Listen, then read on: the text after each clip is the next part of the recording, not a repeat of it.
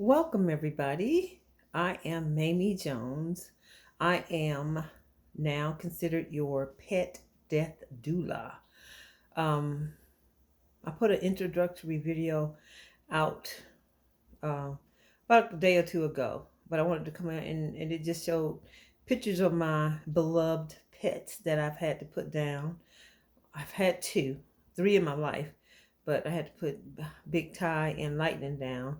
Not in that order. I had to put Lightning down first. But as a result of that, I've gone through kind of different phases of trying to figure out how I could be of service to people who were dealing with the same thing that I had to deal with.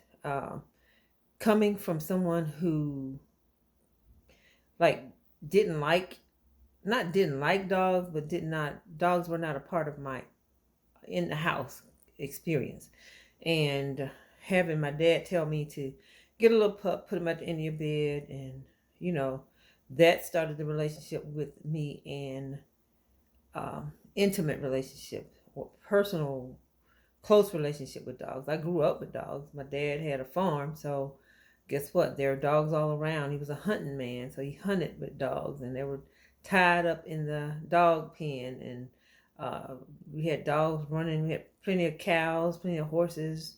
At one point, we had goats, pigs, and all that kind of stuff. But the dogs did run, herd the cows. So I had that kind of relationship with dogs. Of course, we had cats around because we had a barn, and the barn, of course, had mice in it, so the cats were used for that.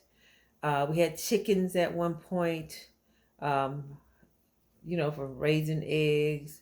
So that wasn't a pet of mine, wasn't a fur baby of mine, not a chicken. My daddy hunted rabbits, so we pretty much ate rabbits. We didn't have rabbits as pets.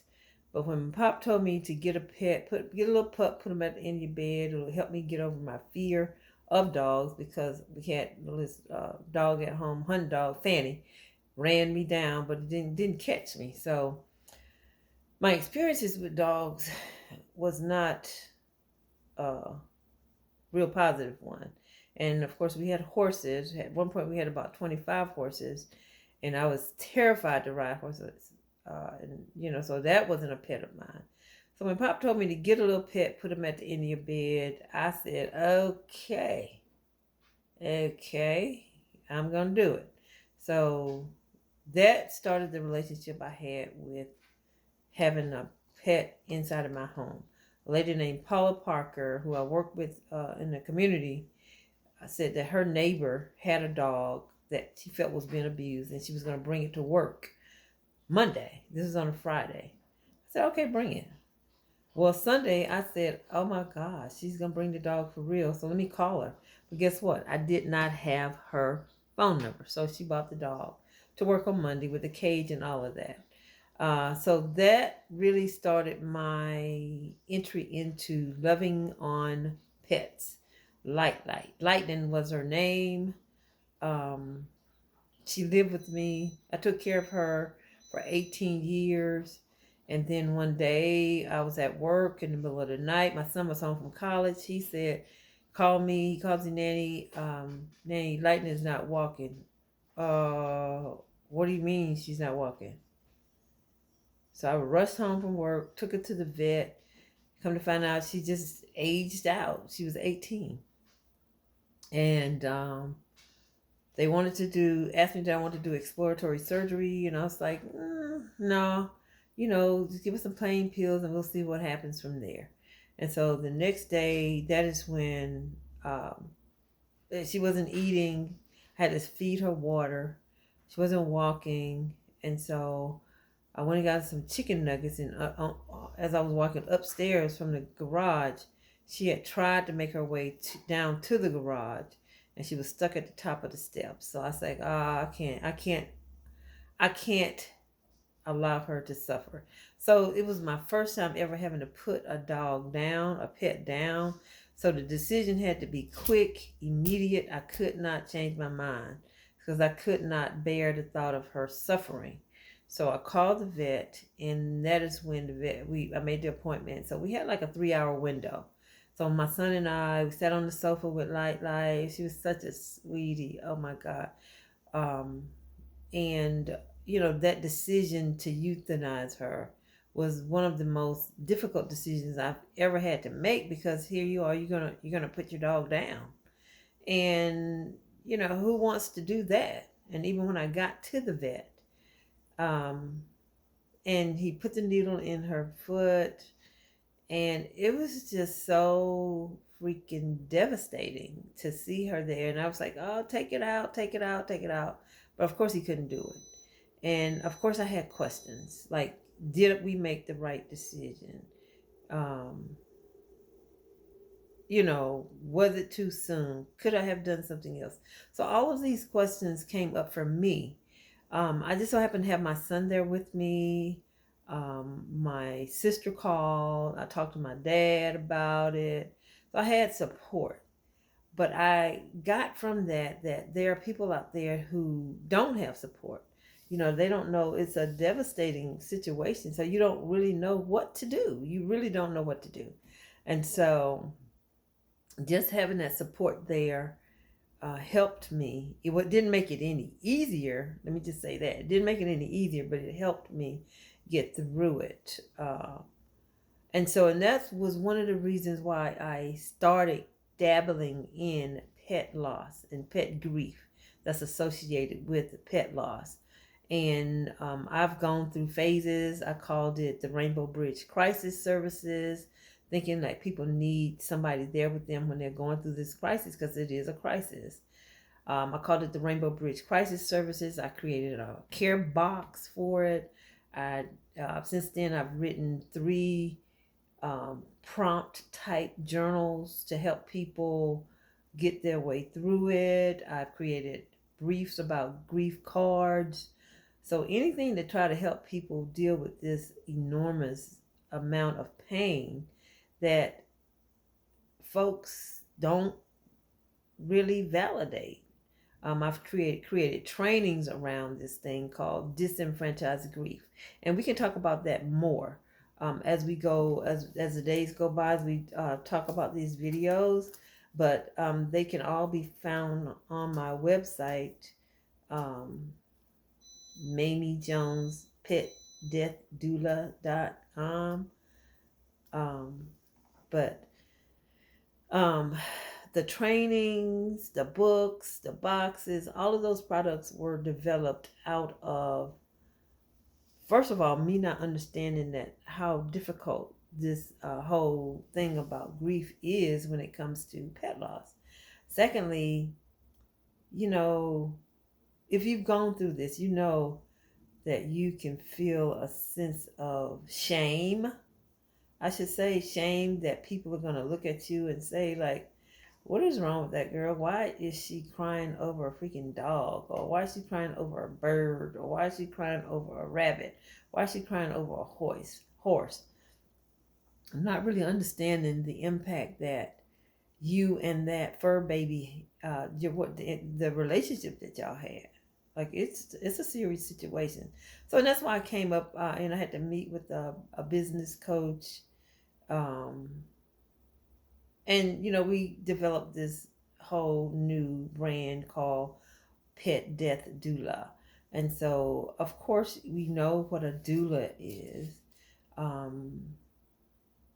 That's someone who walks with you, providing spiritual support, emotional support, and practical support throughout the death and dying and dead process. I should say that, because I not only deal with the process of euthanasia, but I deal with people who are dealing with pet death after the pet has passed away as well.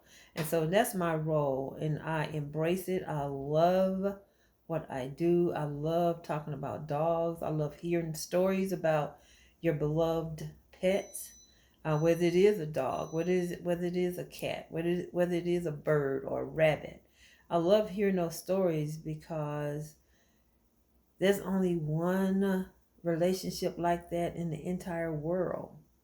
Like, there's no other relationship like Lightning and I had. And then I had Big Ty.